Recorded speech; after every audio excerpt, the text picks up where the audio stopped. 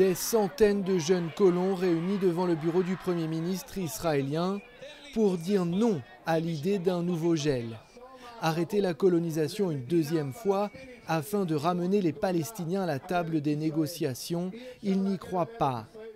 Shoni Kohler a fait le déplacement depuis sa colonie en Cisjordanie afin de faire entendre sa voix.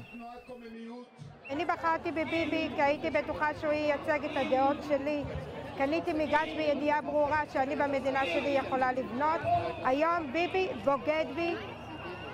לא בטוח שאני אבחר בביבי פעם נוספת אם זו הבגידה. Yair Wolf est le maire adjoint du Gush Etzion, une région en Cisjordanie où vivent près de 55 000 colons, beaucoup desquels ont sollicité son aide récemment. אני מקווה שמישהו בממשלה חושב על זה, אבל האחריות שלנו היא לדאוג לאנשים הללו, משפחה שנאלצה למכור את הבית, לקחת הלוואה, לשכור בית עכשיו, להתחיל לבנות, ופתאום אומרים להם הכל עוצר.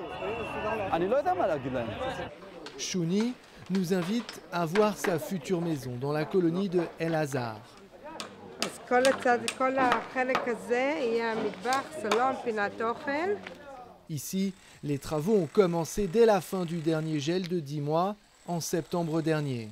Shoni et son mari ont investi des dizaines de milliers d'euros dans ce chantier. La possibilité d'un nouveau gel a accru leur impatience. Ils souhaitent que leur maison soit terminée le plus vite possible. דיברנו איתו שיזדרז, הוא מביא יותר פועלים היום. אם הוא הביא 5 פועלים, היום הוא מביא בין 10 ל-12 פועלים לבית. La plupart des ouvriers qui travaillent sur ces chantiers sont des Palestiniens, comme cet entrepreneur.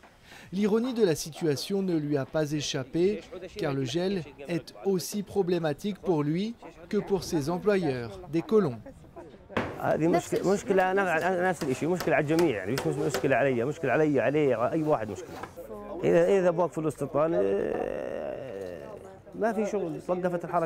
Selon des officiels israéliens, le nouveau moratoire pourrait s'appliquer à toutes les constructions, y compris celles pour lesquelles les fondations ont déjà été coulées.